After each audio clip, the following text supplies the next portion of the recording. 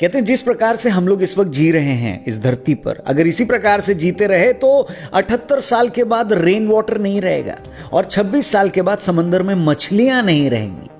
Pollution जैसे environmental problems से हर साल दुनिया में 3 मिलियन से ज्यादा 5 साल से कम उम्र के बच्चों की मृत्यु होती है। ये सब आंकड़ों ने दुनिया के सभी देशों को चिंता में रख दिया है और सब एनवायरमेंट को बचाने अपनी अपनी क्षमता से प्रयास कर रहे हैं। भारत में किस प्रकार के प्रयास हो रहे हैं और कौन कर रहा है, ये अगर आप जानना चाहते हैं तो इस एपिसोड को जरूर देखिए।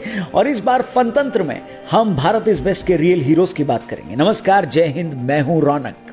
श्रीमद् भगवद गीता के विभूति योग में श्री कृष्ण कहते हैं, यद विभूति मत्स्यत्वम श्रीमदूर्जित मे बबा तद्देवावगच्छत्वम मम तेजोश संभवम। मतलब सृष्टि में जो जो ऐश्वर्य युक्त वस्तुएं हैं वो मेरे तेज के अंश से ही उत्पन्न हुए। इस दृष्टि से हम भारतीय सदियों से reverence for man, reverence for nature and reverence for all creation ये करते ही आए हैं। इसलिए जब तक एक तरफ बाकी देश एनवायरनमेंट बिगड़ने के बाद विचार करते हैं, तब भारत में एनवायरनमेंट को पूज्य भाव, दिव्य भाव से देखने की प्रथा चलती आई है, जिससे वो बिगड़े ही नहीं। भारत एक ऐसा देश जहां गंगा नदी नहीं गंगा मां कहा जाता है, यमुना नदी नहीं यमुना जी कही जाती है, पीपल एक पेड़ नहीं एक देवता है, जहां पहाड़ सिर्फ पहाड़ नहीं बल्कि देवभूमि बन जाते हैं। यानी एक ऐसा देश जहां पर कल के पैदा हुए लोगों को एनवायरनमेंट एक्सपर्ट बना के पूरे देश पर थोपा जा रहा है। और सिर्फ थोपा नहीं जा रहा है बल्कि हमारे देश की डेमोक्रेसी को लेक्चर देने की अथॉरिटी भी ऐसे लोगों को गिफ्ट की जा रही है। मतलब जितनी इन एक्टिविस्ट की पूरी उम्र है उतना तो एनवायरनमेंट के लिए काम करने का तजुर्बा लिए हमारे गांव गांव में करोड़ों बुजुर्ग बैठे हुए हैं।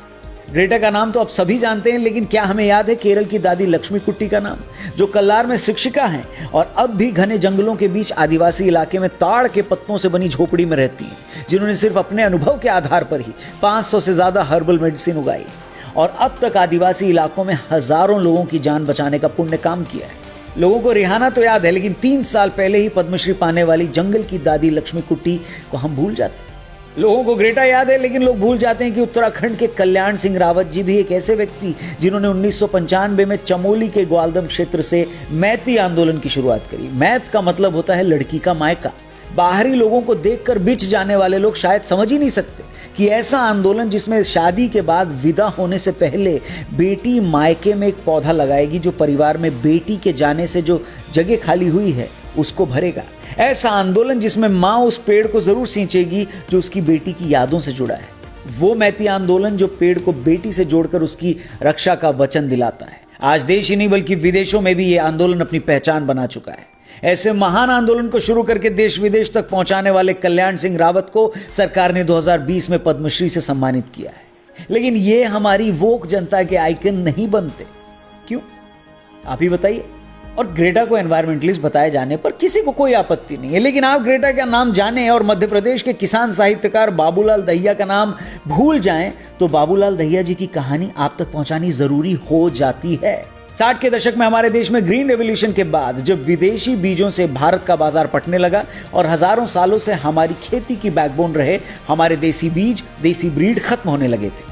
देसी बीज हमारे एग्रीकल्चर की बैकबोन इसलिए भी थे क्योंकि हजारों सालों से हमारे क्लाइमेट के साथ, हमारी मिट्टी के साथ अडेप्ट कर चुके थे। ज्यादा पानी नहीं खाते थे, ज्यादा रखरखाव नहीं करना पड़ता था। ऐसे बीज जब गायब होने लगे थे तब उन्हें सहेजने का भागीरथी प्रयास करने वाले शख्स हैं बाबूलाल दहिया जी, जिन्होंने मध्य प्रदेश के 40 जिलों में घूम घूम कर धान, कोदो, कुटकी, मक्का समेत अन्य फसलों की 200 से ज्यादा देसी वैरायटी के बीजों को प्रिजर्व करने का काम किया। बाबूलाल दहिया जी को भी सन 2019 में पद्मश्री पुरस्कार से सम्मानित किया गया। ऐसे सैकड़ों उदाहरण हमारे सामने हैं जहां पर हमारे देश के ही नागरिकों ने सिर्फ इस देश की नहीं बल्कि दुनिया की भलाई के लिए अपना जीवन खपा दिया, जिन्हें शायद आज से 6 साल पहले तक हम में से कोई नहीं जानता, जो बिना किसी इच्छा के और बिना किसी पीआर के अपना जीवन खपा चुके थे। और अगर पद्मश्री नहीं मिलता तो शायद ऐसे ही गुमनामी में इस दुनिया से चले भी जाते।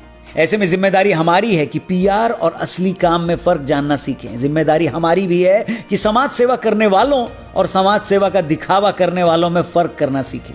हमारा बस इतना पॉइंट है कि ग्रेटा हो सकता है बहुत अच्छा काम करती हूं या जीवन में करें, पर इससे उन्हें दादी लक्ष्मी कुट्टी के देश को, कल्याण सिंह रावत जी के देश को, बाबूलाल दहिया जी के देश को, यानी भारत देश को लेक्चर देने का अधिकार तो नहीं ना मिल जाता।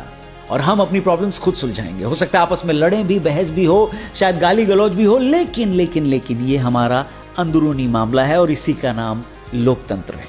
और दोस्तों, इन्हीं रियल हीरोज की वजह से हम कह सकते हैं कि भारत इज बेस्ट। जितने भी लोग इस वीडियो को देख रहे हैं, प्लीज अगर आपको ये वीडियो सही लगे, शेयर करने लायक लगे, तो दबा के शेयर करिएगा।